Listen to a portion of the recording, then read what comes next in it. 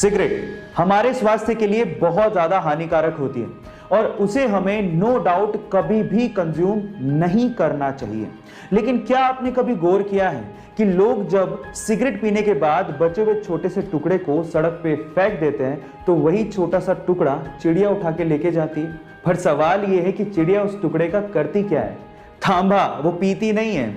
Actually चिड़िया उस छोटे से टुकड़े को ले जाके अपने घोंसले में रख देती है ताकि परजीवियों को यानी कि पैरासाइट्स को वो भगा सके।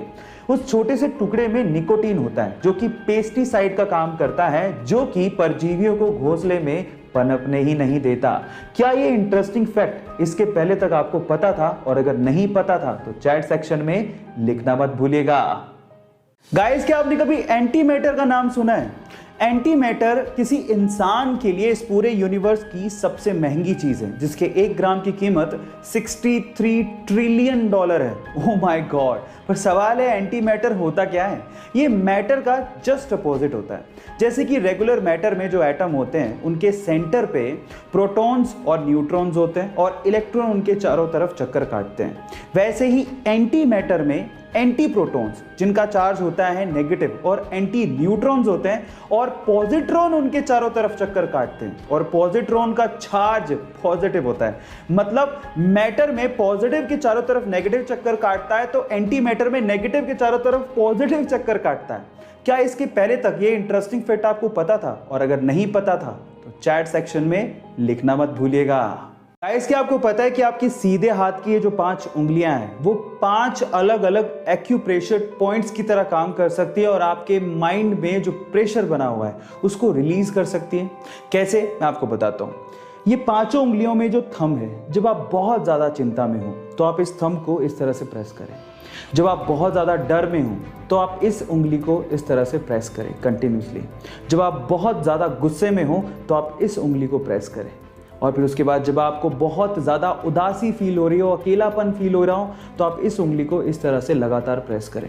और फाइनली जब आप में आत्मविश्वास की बहुत ज़्यादा कमी हो, सेल्फ स्टीम की बहुत ज़्यादा कमी हो तो लास्ट वाली फिंगर को अच्छे से इस तरह से प्रेस करें। लगातार ऐसे करने से आपकी ये जो 5 प्रॉब्लम्स हैं जिससे मेंटल स्ट्रेस बढ़ता है वो धीरे धीरे धीरे कम होने लगेगा और आपकी मेंटल कैपेबिलिटीज़ इंक्रीज होने लगेंगी। ये इंटरेस्टिंग फैक्ट जान के आपको कैसा लगा? चैट सेक्शन में लिखना मत भूलिएगा। कारगिल युद्ध में हमारे देश के लिए लड़ रहे देवेंद्र पाल सिंह जी ग्रेनेड हमले की वजह से बुरी तरह से घायल हो गए। इस वजह से डॉक्टर्स को उनका एक पैर काटना पड़ा और डॉक्टर्स ने यह तक कह डाला कि आप कभी अब चल नहीं पाओगे। लेकिन उन्होंने डॉक्टर्स को जवाब दिया कि आप चलने की बात करते हो, मैं आपको दौड़ के बताऊंगा।